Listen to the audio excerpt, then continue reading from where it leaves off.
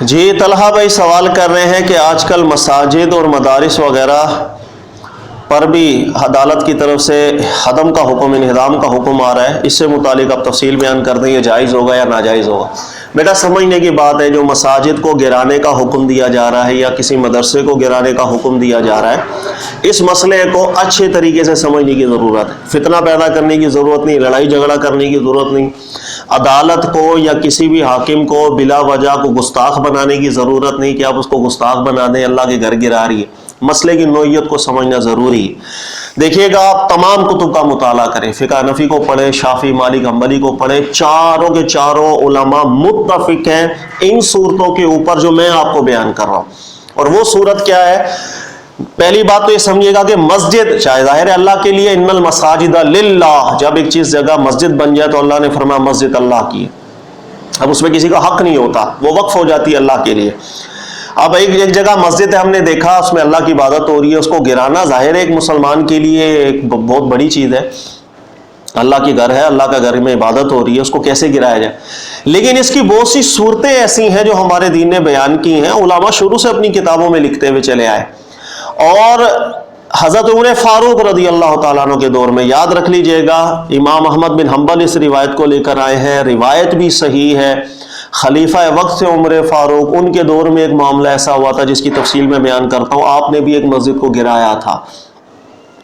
اور اس انداز کے اندر آپ نے مسجد کو گرایا تھا۔ اسی روایت سے تمام علماء استدلال کر کے انہوں نے ایک ضابطہ پورا لکھ دیا کہ اس صورت کے اندر حاکم ہو وہ مسجد گرا سکتا ہے۔ وہ پہلی صورتیں کیا وہ ذہن میں رکھ لیجیے گا۔ نمبر ایک، اگر لوگوں نے مسجد ایسی جگہ پہ بنا لی جس وجہ سے کسی بھی طرح کا حق تلف ہو رہا ہو، مثلا لوگوں کے راستہ گزرنے کی جگہ تھی، مسجد بنانے سے لوگوں کے راستہ جو طریق ہے، راستہ اس میں تنگی آنا شروع ہوگی، پریشانی آنے لگ گئی۔ اسی طریقے سے حقوق العباد کا کسی بھی طریقے کا کوئی معاملہ آ گیا، یہ وہ نمبر ایک وہ صورت ہے متفق علیہ کہ حاکم ایسی مسجد کو بالکل گرا سکتا ہے، اس لیے کہ اللہ کا گھر، اللہ ہمیں حقوق اللہ، دین ہمیں حقوق اللہ بھی سکھاتا ہے، حقوق العباد کا خیال بھی سکھاتا ہے۔ اگر ہم اللہ کی عبادت کے لیے حقوق العباد کو تلف کرنے لگ جائیں گے تو یہ خود ہم دین سے متعارض ہو جائیں گے۔ یعنی آپ یوں سمجھیں کہ میں نے حقوق العباد کو تلف کر کے مسجد بنا لی، پھر اسی مسجد کے اندر بیٹھ کے میں لوگوں کو درس دے رہا ہوں کہ حقوق العباد کا خیال کرو، باہم متضاد ہو جائے گا معاملہ، کہ میں خود حقوق العباد کی تلف کر کے لوگوں کو درس دے رہا ہوں بھائی حقوق العباد کا خیال کرو۔ لہذا ہر وہ مسجد یاد رکھیے گا جس سے حقوق العباد تلف ہو، ایسی صورت میں حاکم حقوق العباد کی رعایت کرتے ہوئے اگر مسجد کا ہدم کرتا ہے اس کی اجازت ہوتی ہے۔ نمبر دو، اگر مسجد کسی بھی طریقے سے کسی دوسرے کی ملکیت تھی، اس پر جبراً قبضہ کیا گیا، مسجد بنا دی گئی، بالکل یہ وہ ایسی صورت ہے کہ جس کے اندر جو اصلی آنر ہے وہ مطالبہ کر سکتا ہے کہ مجھے میری جگہ چاہیے، یہ جگہ اللہ کے لیے وقف نہیں ہوتی ہے، ایسی صورت میں بھی انہدام جائز ہوتا ہے۔ تیسری صورت ذہن میں رکھ لیجئے گا، بڑی اہم میں بیان کر رہا ہوں، وہ یہ کہ اگر کسی جگہ پہ کوئی مسجد بنی ہوئی ہے کسی بھی طریقے سے، اس میں حقوق العباد اگر تلف نہ بھی ہو رہا ہو، ایک مثال دے رہا ہوں، لیکن کسی بھی اہم ضرورت کے تحت اگر حاکم وقت یہ سمجھتا ہے کہ اس مسجد کو یہاں سے ہدم کرنا مصلحت ہے، واقعی مصلحت ہو تو حاکم اس کو ہدم کروا کے اس کی جگہ کسی کوئی اور مسجد تعمیر، یعنی کہ آس پاس میں ایک ایسی جگہ تعمیر کر دے، لوگ وہاں پر نماز پڑھے، اور اس جگہ کو ہدم کروایا جا سکتا ہے کسی اہم مصلحت کے زمرے کے اندر۔ اب میں آپ کو روایت سناتا ہوں، امام احمد بن حنبل اس روایت کو لے کر آئے، عمر فاروق کے دور کے اندر ہوا یہ، کوفہ کے اندر ایک مسجد ایسی تھی، اس مسجد کے احاطے کے اندر ہی بیت المال کا معاملہ تھا، بیت المال وغیرہ اس کے خزانہ وغیرہ جمع ہوتا تھا، وہاں کچھ شر پسند عناصر ایسے تھے کہ جو بہت زیادہ چوری چکاری کے اندر ملوث ہو گئے۔ جب اس معاملے کو عمر فاروق کے سامنے ڈسکس کیا گیا، رکھا گیا، تو عمر فاروق نے اس چوری چکاری، اس مصلحت کے تحت کہ اس بد نظمی کو میں روکوں، اپنے مسجد کو منہدم کروا دیا تھا۔ اس کے بعد آپ نے قریب کے اندر ہی ایک دوسری جگہ تعمیر کروائی، مسجد کے نام سے لوگ پھر وہاں عبادت کرتے تھے، اور بیت المال ایک الگ جگہ بنا دیا آپ نے، بھائی بیت المال کا جو خزانہ ہے وہ وہاں پر سیو رہے۔ یہ اقدام حضرت عمر فاروق رضی اللہ تعالیٰ عنہ نے کیا تھا اپنے دور خلافت میں۔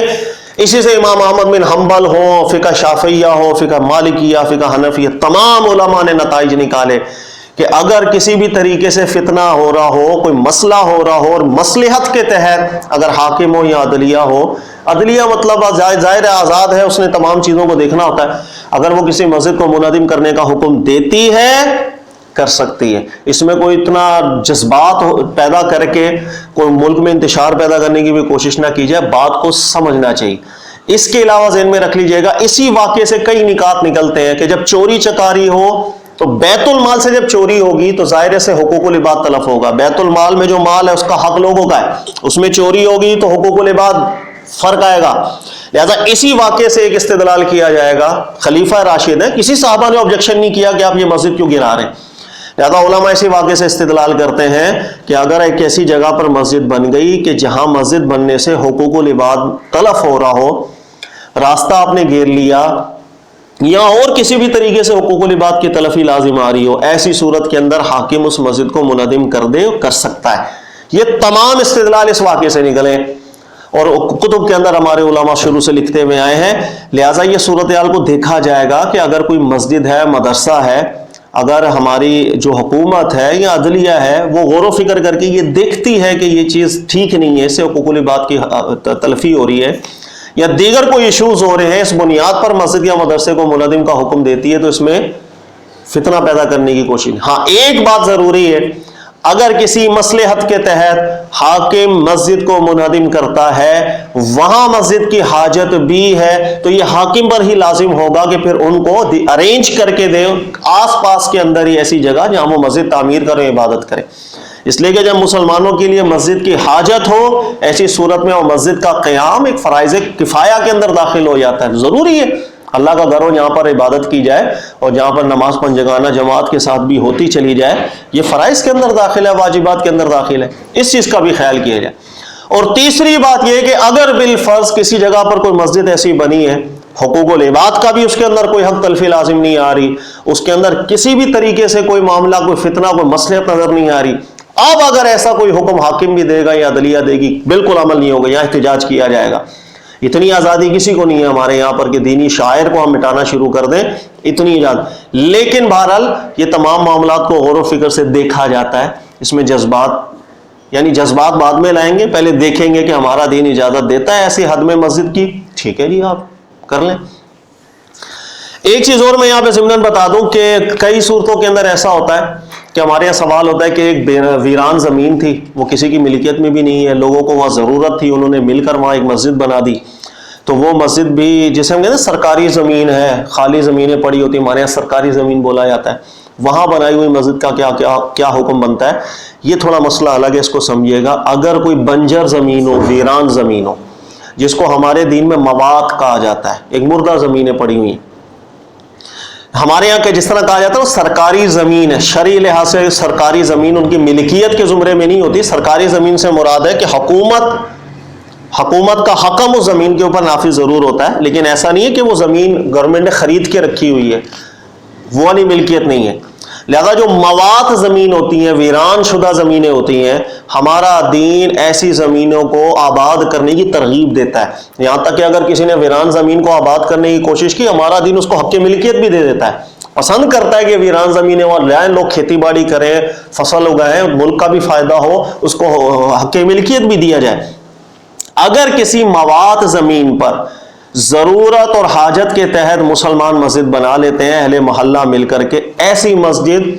وہ یہ نہیں کہا جائے گا کہ قبضے کی زمین کے اوپر بنی گئی۔ قبضہ کس کی ملکیت ہے جو قبضہ کیا جائے؟ اللہ، ان الارض للہ، قرآن کہتا ہے کہ زمین اللہ کی ہے، تو اللہ کی عبادت کے لیے مواد زمین کے اوپر اگر بنا لی جائے مسجد، اس کو گرانے کا حق نہیں، اسے قبضے کی زمین نہیں کہا جاتا۔ قبضے کی زمین کسی کی ملکیت ہے اور میں نے اس پر قبضہ کر کے بنا لیا، یا ایک زمین کو پیسوں کے بدلے میں گورنمنٹ ہو یا کوئی بھی ادارہ ہو جس نے خریدا ہو، میں وہاں زبردستی مسجد بنا لوں، اس کو قبضے کی زمین کہا جاتا ہے۔ جو موات زمین ہوتی ہے، ویران زمینیں جس پر حاکم کا حکم ضرور چلتا ہے، اس کی ملکیت اور ملک کے اندر وہ زمین آتی ہے، لیکن وہ موات ہے، ڈیڈ، ایسی زمین کو آباد کرنے پر وہ قبضے کی زمین نہیں کہلاتی ہے۔ یہ چیز ہمیشہ فرق اپنے ذہن میں رکھیے گا، اللہ تعالیٰ سمجھنے کی توفیق عطا فرمائے۔ اور یہ جو مسئلے ہیں مسجد کے انہدام کی، اس سے فتنہ بھی ہو سکتا ہے، اللہ تعالیٰ ہمارے ملک کو اس فتنے سے بھی محفوظ فرمائے۔ اور ایک چیز کا خیال یہاں کیا جائے، یہ میں بہت اہم بات بیان کر رہا ہوں جس سے شدید فتنہ ہو سکتا ہے، میں حکومت کو اور حکومتی اداروں کو میں یہ ایک توجہ دلانا چاہ رہا ہوں کہ مسجد کو اگر کسی صورت کے اندر ناجائز آپ سمجھیں بھی اور عدلیہ کا فیصلہ آئے بھی اور آپ کو اس مسجد کو گرانے کی ضرورت بھی پڑ جائے، فتنے سے بچنے کے لیے اہل محلہ کو اعتماد میں لیا جائے۔ نمبر 2، خاص طور پہ مساجد کے اندر ہمارے یہاں کا رواج ہے، قرآن کی آیات وغیرہ لکھی ہوتی ہیں، دیواروں پہ بھی لکھی ہوتی ہیں، اندر بھی مسجد محراب پر اگر ڈائریکٹ بلڈوزر لا کر کے چلا دیا جائے گا، اب فتنے کی صورت پیدا ہو جائے گی۔ اور یہ ہم نے ایسے ہی دیکھا کہ جہاں پر قبضے کی زمین خالی کروائی جاتی ہے وہاں کے ایسے یہ کوئی نہیں دیکھا جاتا، کوئی خیال نہیں کیا جاتا، بس مشینیں لائیں، زمین بلڈنگ کو جو ہے نا وہ گرا دیا۔ اس سے فتنہ ہوگا، اس سے گستاخیوں کے الزامات لگنا شروع ہو جائیں گے، قرآن کی آیت کی بے ادبیاں ہونا شروع ہو جائیں گی۔ اس چیز کا خیال رکھا جائے۔ مسجد کے اندر اگر کبھی انہدام کی صورت پیدا ہو جائے، مسجد کے اندر جو آیتیں لکھی ہوئی ہیں ان کو پہلے صاف کروا دیا جائے، ریموو کروا دیا جائے، اعتماد میں لے کے اہل محلہ کو پھر مسجد کا انہدام اگر کروایا جائے گا تو فتنے سے بچیں گے۔ اگر براہ راست بلڈوزر چلوا دیا جائے گا تو مسجد میں پھر قرآن کی آیات کی بے ادبی کے زمرے کے اندر پھر اہل محلہ اعتراض کریں گے، پھر یہ کہ نئی کہانی شروع ہو جائے گی کہ وہ گستاخی، وہ قرآن کی بے ادبی، پھر دیگر کئی معاملات۔ ہمارا ملک ویسے ہی ان پریشانیوں کا شکار رہتا ہی ہے۔ تو یہ خصوصی توجہ میں دلوانا چاہ رہا ہوں کہ اگر مسجد کو منہدم کرنے کی حاجت ہو بھی، اہل محلہ کے اعتماد کے ساتھ کسی بھی طرح سے قرآن کی آیات کی، دیگر معظمات کی بے ادبی بھی نہ ہو اور یہ عمل بھی ہو جائے۔ اللہ تعالیٰ سمجھنے کی توفیق دے اور ہمیں احسن طریقے سے کسی بھی اقدام پر کو عملی جامہ پہنانے کی توفیق عطا فرمائے۔ جزاک اللہ۔